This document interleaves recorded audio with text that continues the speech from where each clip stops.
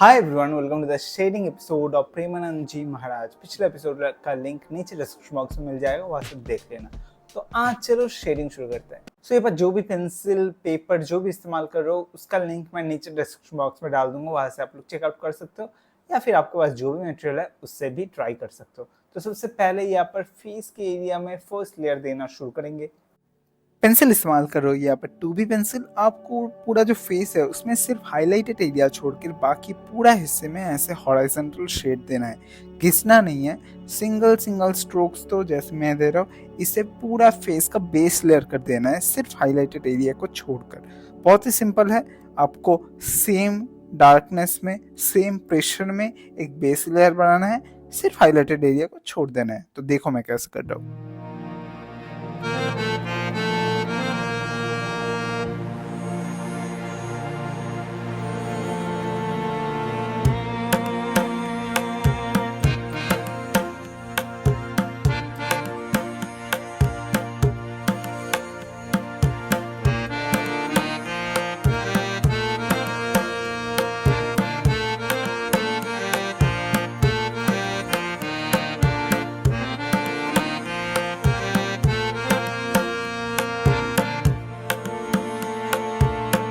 देखो स्किन का base layer हो गया डन। अभी सेकंड लेयर में जो डार्क एरियाज है मतलब शेडो जोन, वहाँ पर बेस लेयर देना है। ये होगा 4B पेंसिल से वही फ्लैट एक शेड देना है, हॉरिजॉन्टल फ्लैट शेड। इससे क्या होगा, इससे पूरा जो फेस का पोर्शन है वो तीनों हिस्से में डिवाइड हो जाएगा, highlighted area, mid tone and shadow zone.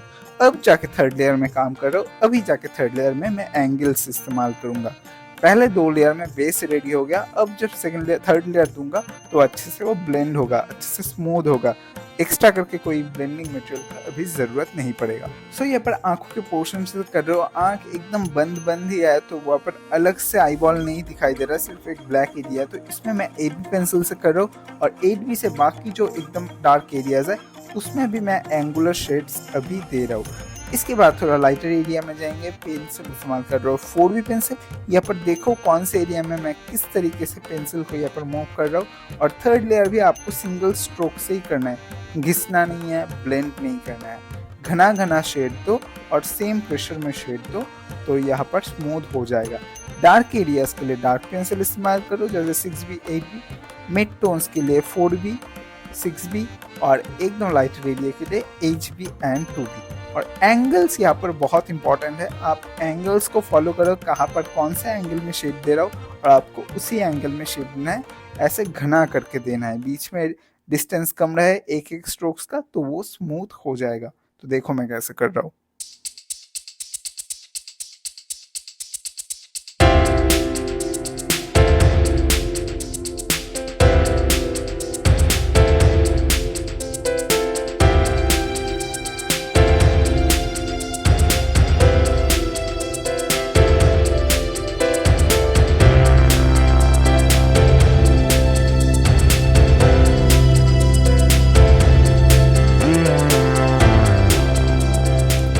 यहाँ पर देखो फाइन शेडिंग के लिए मैं थोड़ा यहाँ पर मैकेनिकल पेंसिल भी इस्तेमाल कर रहा हूँ। बहुत ही हल्के हाथों से शेड देना है, प्रेशर दोगे तो गंदा होने के चांसेस है। हल्के हाथों से लेयर बाई लेयर करो, धीरे धीरे डार्क होता जाएगा।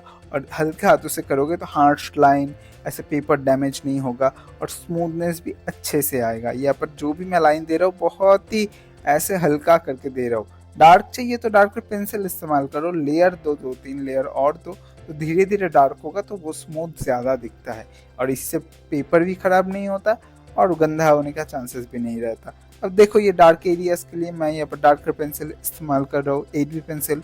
आप लोग 10B भी इस्तेमाल कर सकते हो, पर पेंसिल जो है वो प्रॉपरली शार्प होना चाहिए। यहाँ पर मेरा पेंसिल देखो एकदम पॉइंटी शार्प है। पेंसिल शार्प रहेगा तो अच्छे से जो पेंसिल का लिड है वो पेपर में आएगा।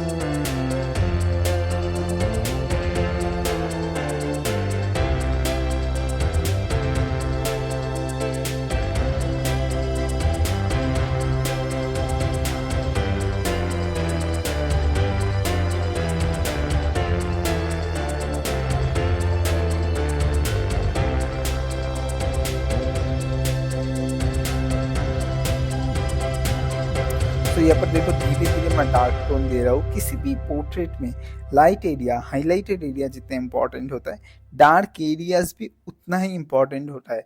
आप अगर डार्क को उतना डार्क नहीं करोगे और अगर आप लोग हाईलाइटेड एरिया नहीं छोड़ोगे तो पूरा ड्राइंग फ्लैट दिखेगा, उसमें कोई इंटरेस्टिंग बात ही नहीं होगा, उसमें कोई ऐसे अलग सा मतलब आर्टिस्टिक फील नहीं आएगा, पूरा फ्लैट हो जाएगा। तो ड्राइंग में अगर कॉन्ट्रास्ट लाना चाहते हो तो आपको dark values and highlighted values दोनों ही रखना है अपने ड्राइंग में। देखो आंखों में डार्क एरियाज है पर तुरंत बाद उसके आसपास एकदम हाईलाइटेड एरिया भी थोड़ा थोड़ा है, इसलिए कॉन्ट्रास्ट अच्छा लग रहा है, जो जगह है वो निखर के आ रहा है।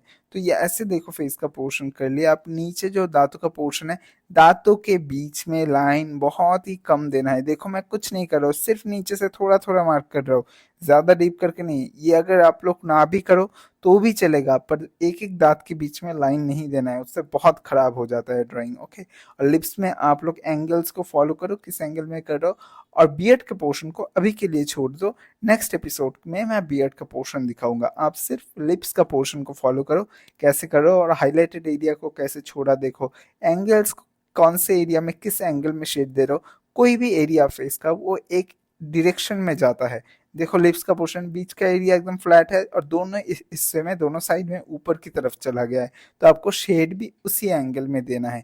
और आप लोगों को टोन जो है उसको स्मूथ रखने के लिए हाथ के प्रेशर को कंट्रोल करना ज़रूरी है। कई बार ज़्यादा प्रेशर दे रहे हो, कई बार हल्का प्रेशर दे रहे हो, तो वो ड्राइंग में रिफ्लेक्ट होगा, ड्राइंग गंदा हो जाएगा। तो ये सारी चीज़ों में आपको ध्यान देना है। So follow my step.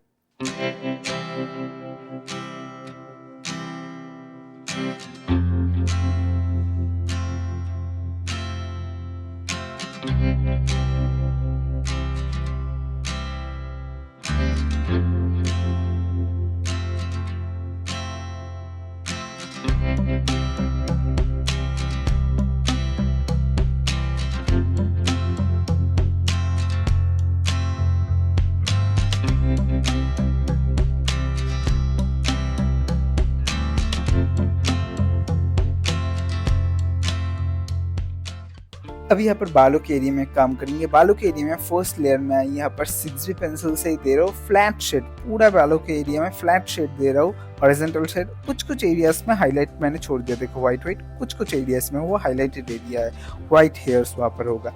अब मैं सेकेंड लेयर में क्या कर रहा हूँ, अभी 8B pencil and 6B pencil से थोड़ा एंगल्स दे रहा हूँ और डार्क एरियाज से पहले शुरू कर रहा हूँ। डार्क एरियाज को बालों के पहले करो, धीरे धीरे उसको लाइटर एरिया के साथ आपको ब्लेंड करना है। डार्क एरिया एक्सट्रीम डार्क होगा, वहाँ पर थोड़ा ज़्यादा लेयर या फिर डार्कर पेंसिल इस्तेमाल करो।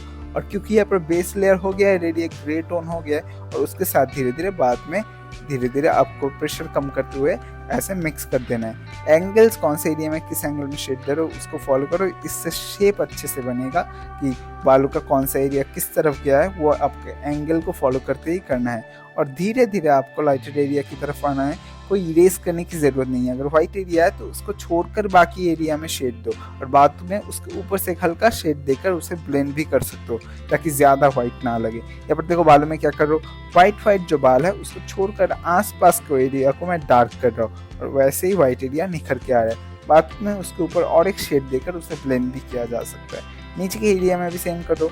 जो एरिया आप लोग को हाईलाइटेड एरिया या फिर कम डार्क दिखाना है उसको छोड़कर बाकी आसपास के हिस्से को डार्क करो, वो ऑटोमेटिकली आप निखर के चला आएगा। इरेज करने की भी ज़रूरत नहीं है, व्हाइटनर वगैरह वो सब जो करता है वो तो एकदम ही मत करो।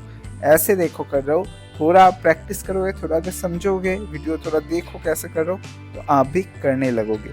ओके, तो फॉलो कैसे मैं डार्क एरियाज से लाइट एरियाज की तरफ जा रहा हूँ, बालों में कौन से एरिया में किस एंगल में शेड दे रहा हूँ, और व्हाइट बालों को कैसे निखर के ला रहा हूँ मैं।